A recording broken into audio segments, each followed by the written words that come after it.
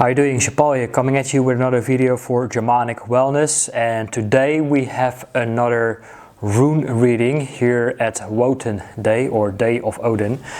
And the readings that I do right now for YouTube, I probably think they are more relevant to my own personal journey, but I want to give to them as an example of what it is that you could expect when you decide to get a personal reading for yourself as well, as we are constantly changing, evolving, going through new cycles, and sometimes we can feel a little bit like we are moving off path or away from our soul's journey or soul's path, or what it is that we really want to do, because we try to win the battle with the head and not with the heart, and then we can face obstacles.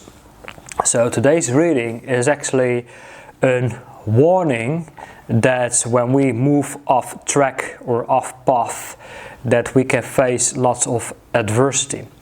Now, what I found is very powerful of doing rune readings, they are no sugarcoating whatsoever. They do not always tell you what you want to hear, because sometimes we get readings, they come from a voice of encouragement and new hope and inspiration, which is fantastic, but we must realize that spirituality is not always just about love, light and peace, because we must find the lights in the darkness, and that's really also what we must do, is to go through the shadow work and working out the shadow that exists within us of the unconscious. And how more we do that, how more space we can create within our soul. And sometimes we need to face our soul's calling in order to gain new wisdom and insight. So the reading that I got started off with a reversed Anzus, and Anzus is the symbol of Odin. The second one is a reversed Tiwas, which could means is that we have a very unclear focus. Then we have the symbol of Wunyo, joy, kingship, and then we have a reversed Theo. So let's go over that to what it could mean.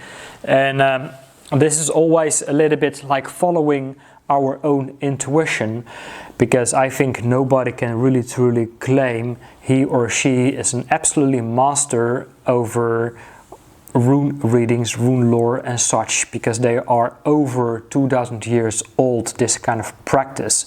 A lot of these practices, of course, has been erased from the books. If you learn about our Germanic Norse mythology and history, basically, we see that lots of this knowledge has been lost over time. So when we look to the reversed Anzus, which could indicate a massive block, is that we are trying to do things that is not really truly in line with our soul's calling or soul's journey, and then we could get an absolutely massive smack in the face.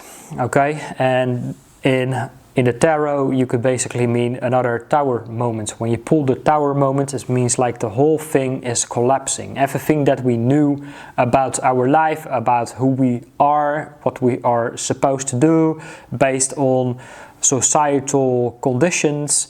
For example, if you had like a career in marketing, for example, and you're trying to win right now battles, or you're trying to come to solutions of everything that you knew from the past, but yet you're trying to solve a problem in the present, hoping you get a different kind of result in the future.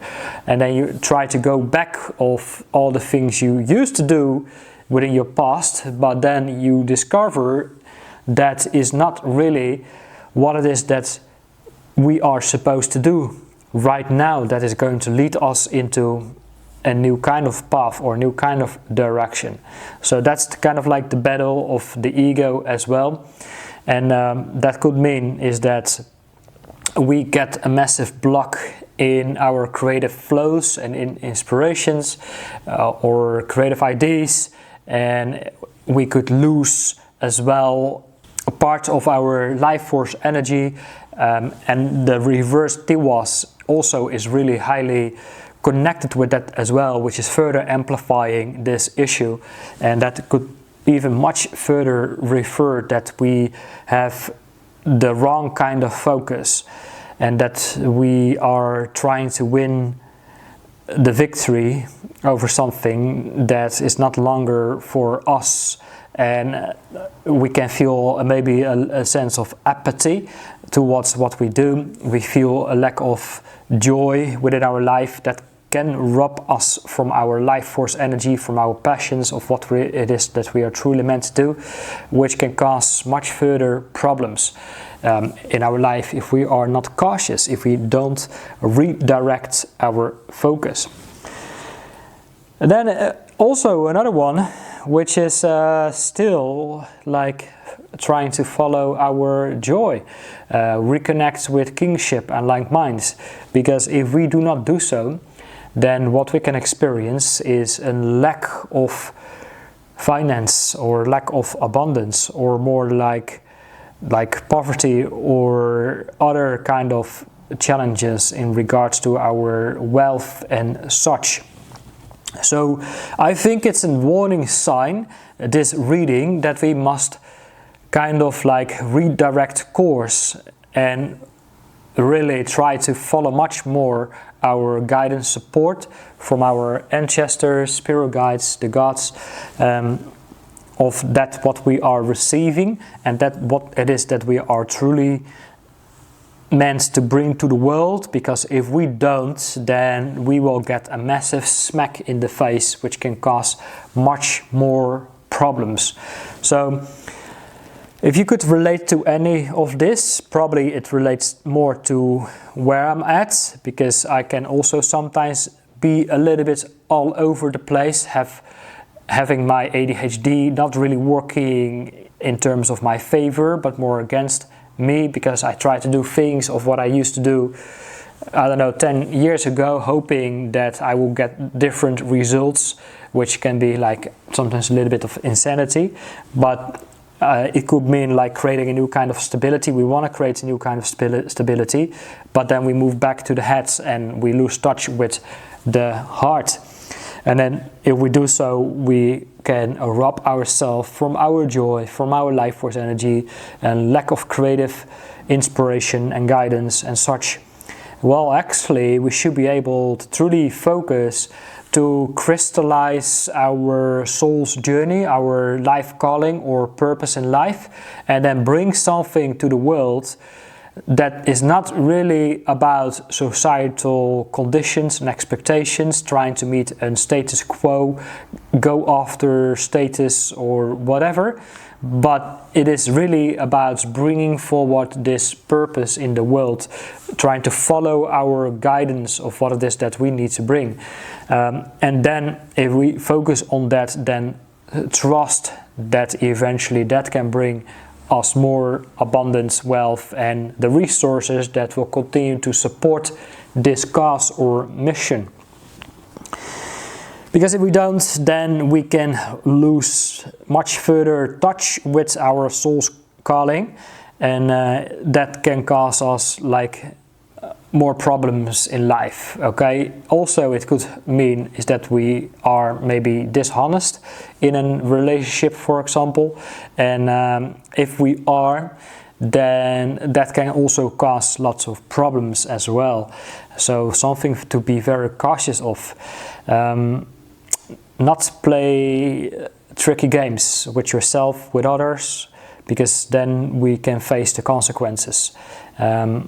So honesty is really the lesson here. Honesty for ourselves, our calling, our soul's journey, the love for ourselves, the love for our work, creative endeavors, the love and care for those who also really kind of like have the best interest for us, and don't play mind games or cheat or any of this kind of stuff, because that can be very hurtful and that can give us punishments. So this is really the lesson.